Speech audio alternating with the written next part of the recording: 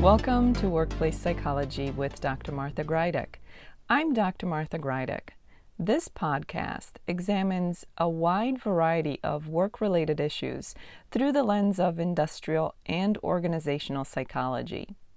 And while many of the topics discussed here may be seen as intended for white-collar employees and their employers, in reality, the ideas presented here are applicable across organizations and industries.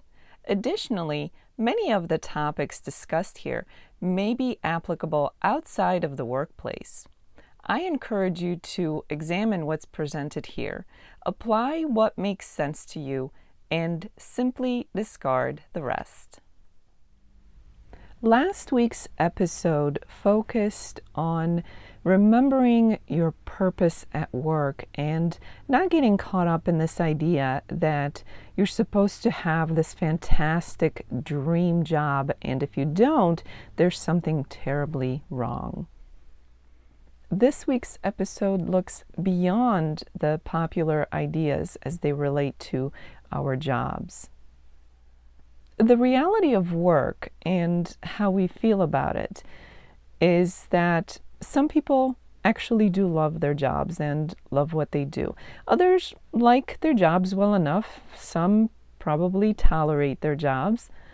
And there are some who absolutely hate their job. And the last one is pretty extreme. So what happens if you or someone you know, what happens when somebody hates their job? First, it's important to assess the situation. The feeling of hate, the idea of hating your job or hating anything, is pretty extreme. It's pretty strong. So it's important to take a good look at what is really going on. Take a good assessment of how you really feel about your job. Does your particular situation simply come down to maybe you having some bad days at work or bad projects that you really don't enjoy, or maybe just bad parts of your job or parts of your job that you don't enjoy?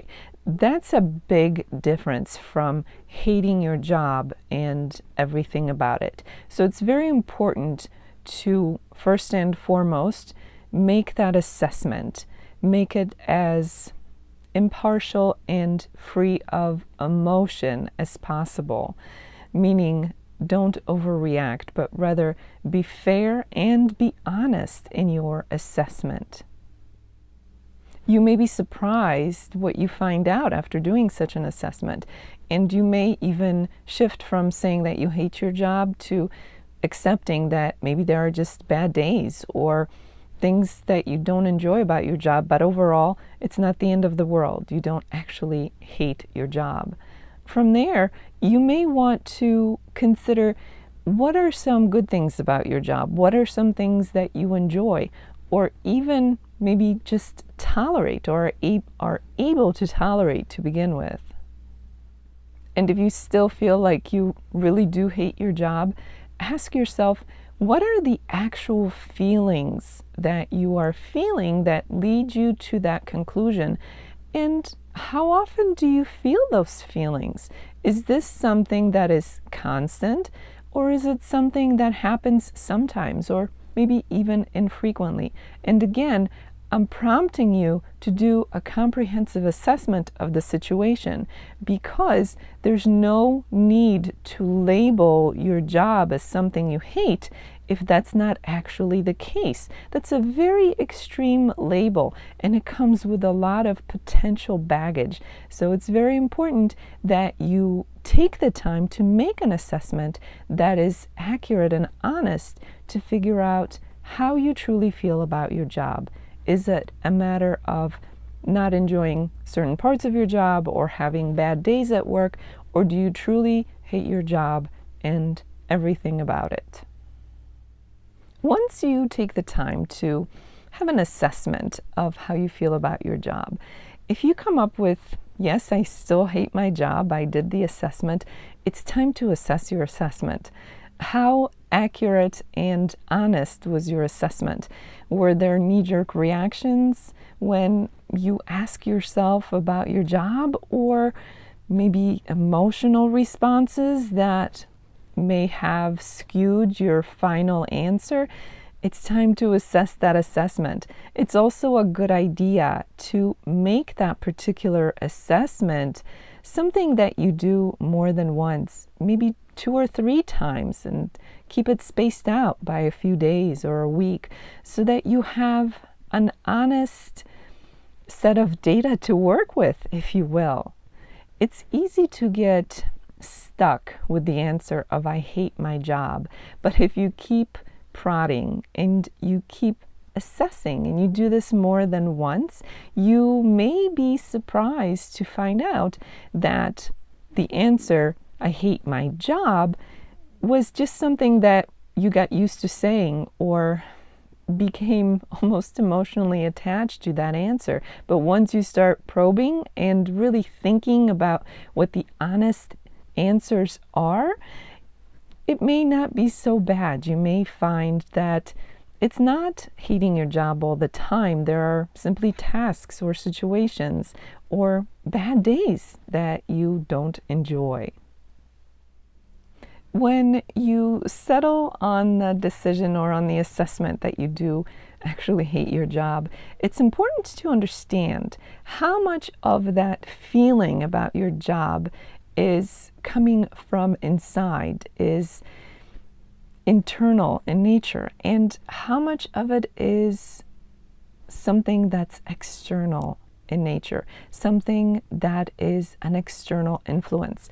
For example, if you work somewhere where other employees spend quite a bit of time complaining about their jobs and declaring how much they hate their jobs, there's a good chance that that may influence how you feel about your job, or at the very least, how you talk about how you feel about your job. Maybe you don't want to go against the general sentiment of the group, and you don't want to be the only one who says that you don't mind your job or that you actually like it. Or maybe you're simply irritated with your job, but by the time you're influenced by everybody else, you grow to hate your job for no other reason other than everybody around you hates their job and you think that this is where you should be as well. Or maybe it's people outside of work, your friends or your family. Maybe they complain about their own jobs, or perhaps they're coaching you and advising you that you should hate your job because they wouldn't like it if they had your job. So it's important to understand how much of your own feelings about your job and how you feel about it comes from the inside and how much of it is an external influence. That can make a big difference. If you don't really hate your job, if that sentiment is not coming from inside you, then it's important to realize how much influence external factors have on you, your decisions, and your feelings. Let's say that you took some time to assess your situation. Maybe you did the assessment more than once, and you decided that yes, you actually hate your job. Now what? Well, are you simply complaining about it, or are you doing something to make things happen, to change things in your life? There's a big difference. And of course, change can look like different things to different people. To one person, change may mean looking for another job and changing jobs.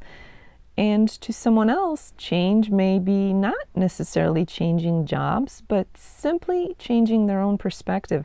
And remember, when it comes to change, especially when it comes to changing jobs, the grass often looks greener on the other side. And while sometimes it is, many times it isn't. So change is a big, important thing to consider here. As long as you're doing something to improve your situation rather than just complaining, that's the key here. So now that you've decided you hate your job, what are you doing? Are you doing something to work towards change, or are you just complaining? if you are one of the people who is actually interested in making change and improving your own situation, whether that means looking for another job, whether that means simply working on your own perspective to improve your experience. The key here is to keep a level head. Don't get so emotionally involved that you can't make a responsible decision that will serve you down the road. We don't want knee-jerk reaction. And this is equally important whether you're seeking to change jobs or whether you're simply working on changing your own perspective. This is where seeking somebody else's input, an impartial third party, can come in very handy. And even seeking a therapist or a counselor of some sort that will help you to make level-headed decisions that will serve you down the road and into the future. That's important to consider as well. And of course, as I already said, complaining is the other option, but keep in mind that complaining and not doing anything beyond the complaining is not very productive at all. First of all, it gets you nowhere. Nothing changes if you don't change anything. And it can only compound and add to your misery. Oftentimes, people who like to complain seem to find each other and they get together, sit around and complain some more, growing this ball of complaints together. But that doesn't serve anybody. Not only can constant, ongoing complaining add to the misery of the situation, it can also make uncomfortable those other people who are not complainers. They don't want to be around others who complain all the time. They don't want any part of it. So not only are you making your own situation potentially worse, certainly not moving towards any improvement, but you're also spreading the misery around you. So really, there's no good reason and no good outcome from complaining if that's where you stop, if that's all you do. So make sure you don't get caught up in that complaining loop. Don't feed it and don't perpetuate it. Complaining can add to your own misery, can make things worse, can backfire, and can make the lives of others around you unpleasant as well. If you truly hate your job, quit complaining about it and take a level-headed approach towards making a change for the better. As this episode comes to an end, let's review what was discussed. People have different feelings about their work. Some people love what they do, others like it well enough. Some tolerate their jobs, and a few absolutely hate what they do. When you assign yourself to that last category, it's very important to take an assessment of what's truly going on with your job and how you feel about it before making the declaration that you hate your job. That's a pretty serious assessment and a pretty serious, strong declaration, and it doesn't serve you, especially if that's not the entire story, if that's not necessarily the case. You may simply dislike certain parts of your job or certain tasks or simply have bad days at work. That doesn't necessarily mean that you hate your job and everything about it. Of course, it's entirely possible that you assess your situation and at the end decide that you do indeed hate your job. But the important thing now is to not get caught up in complaining. Complaining gets you nowhere unless you use a very short complaining opportunity as something that propels you forward towards making a change. And change could look like different things to different people, from changing jobs to simply changing your perspective and how you perceive your current job. So it's important to make changes with a level head. You may want to seek out the input or feedback from an impartial third party, and perhaps a counselor or a therapist who can help you to navigate as you work your way through changes for the better future at your work. As the week unfolds, I invite you to assess your own situation. If somebody were to ask you how you feel about your job, what would the answer be? If it's a resounding, I love my job, I love what I do, or even if I really actually like what I do, you're probably okay. But if you're barely tolerating what you do or your job, or even if you absolutely hate it, there's room for improvement for sure. I encourage you to take what was presented in this episode and apply it to your own situation so that if you are not where you want to be in terms of how you feel about your job, you can start to move forward in making changes for the better. Remember, you don't have to be stuck. Even if you find yourself stuck in a job that you, for whatever your personal reasons, cannot leave right now, you can always work on changing your perception of that job so that it no longer is the most hated part of your day or a hated part at all. So I strongly encourage you to consider what was presented here this week and apply it to your own situation. For those of you who experience this podcast in an audio-only version, I encourage you to check out my YouTube channel where you can find the video version of this podcast. The link for that is in the description below. In addition to the video version of this podcast, my YouTube channel also contains videos that focus on stress management, so I encourage you to check that out. Thank you for joining me today. Please subscribe to this podcast. I look forward to seeing you here again next time. Until then, I wish you joy and well-being.